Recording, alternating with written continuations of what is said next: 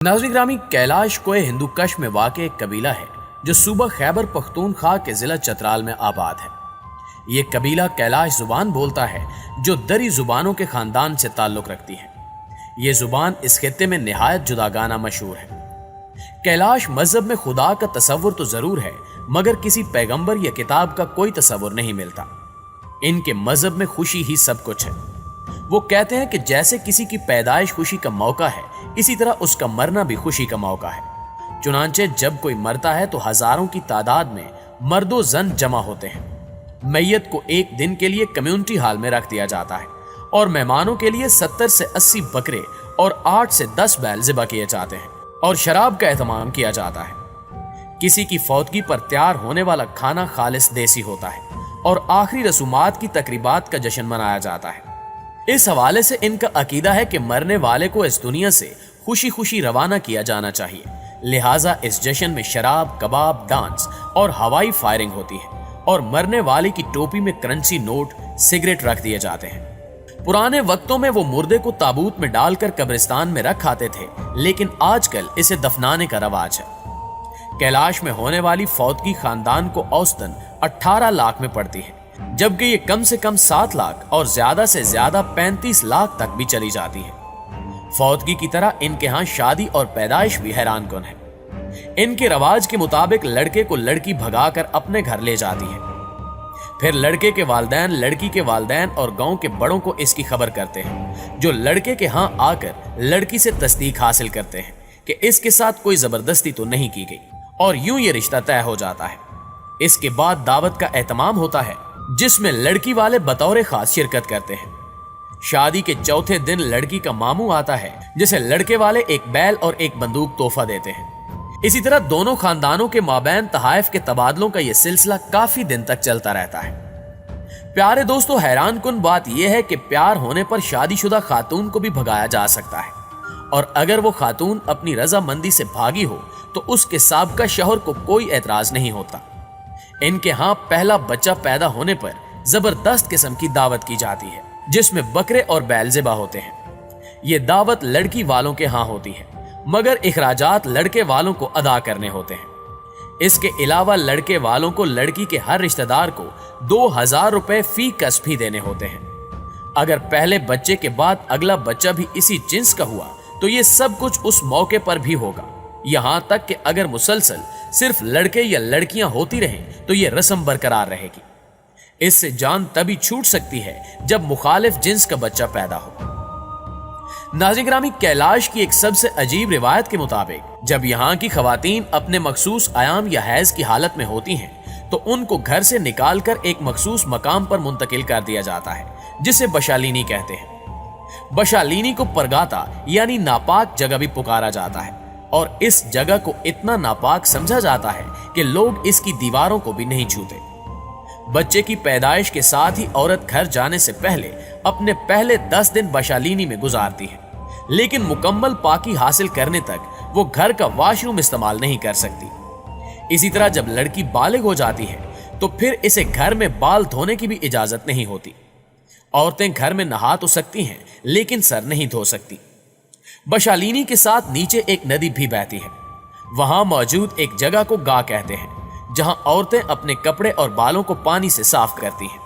कैलाशी रिवायात के मुताबिक अगर किसी खातून की बशालीनी में मौत वाक़े हो जाए तो इसकी मैयत दीगर अफराद की तरह इबादत के मकाम पर नहीं लाई जा सकती, यहां तक कि दोबारा घर की तरफ या गांव में भी नहीं ले जाया जा सकता, बल्कि उसे बशालीनी के करीब ही नीचे वादी के किसी मकाम पर 3 दिन तक रखने के बाद दफन कर दिया जाता है।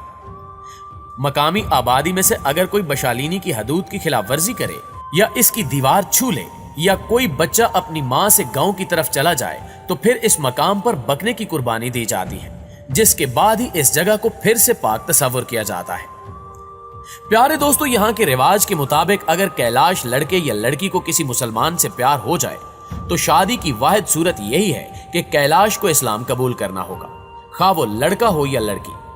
हालिया अरसे में शादी से कतई नजर कैलाश लड़कियों में इस्लाम तेजी से फैल रहा है, जिससे मकामी लोगों के साथ साथ वो यूरोपीय एनजीओज भी परेशान हैं जो इस इलाके में काम कर रही हैं। चुनांचे एनजीओज की जानिब से हर कैलाशी फर्द के लिए एक बैंक अकाउंट खोला गया है जिसमें हर माह पाबंदी के साथ बैरून मुल्क से रकम डाली जाती है, जिसके एवज फकत यही मुतालबा किया जाता है कि मुसलमान बनने से परहेज किया जाए और अगर कैलाश मजहब से बेजार हो तो ईसाई बन जाएं, लेकिन मुसलमान बनने से गुरेज करें। इन वादियों में पैदा होने वाला बच्चा रहता तो काफिरिस्तान में ही है, लेकिन इसे पैदाइश के साथ ही कोई यूरोपियन गोद ले लेता है और वो इसके लिए हर माह रकम भेजता रहता है। मुअज़्ज़िज़ दोस्तों, जैसा कि आप जानते हैं कि सदियों पहले का इंसान अपनी जानो माल की हिफाजत और रोजगार के मामलात में बेहतरी के लिए देवताओं के सामने भींट चढ़ाया करता था। ये भींट कहीं जानवरों की होती थी और कहीं नौखेज दोशीज़ाओं की, लेकिन जैसे जैसे इंसान तरक्की करता गया, इसे कुदरती आफात और फितरत के असूल समझ आते गए और फर्जी देवताओं के बुत पाश पाश होते चले गए। लेकिन भींट चढ़ाने की ये रस्म कुछ कबीलों में आज भी मौजूद है, जिनमें सरे फहरिस्त कैलाश कबीला है। मगर वादिये कैलाश में चढ़ाई जाने वाली भींट की दास्तान सबसे मुख्तलिफ और पुरस्रार है। कैलाश के तकरीबन तमाम बासी सदियों से देवताओं को भींट चढ़ाते आ रहे हैं। आज भी कैलाश के हर घर में एक कोना मखसूस किया जाता है, जहां इनके अकायद के मुताबिक कोई देवता या फरिश्ता रहता है। वादिये कैलाश में जब भी कोई नया घर तामीर होता है तो एक मखसूस कोने पर भींट का ताजा खून छिड़कना फर्ज समझा जाता है।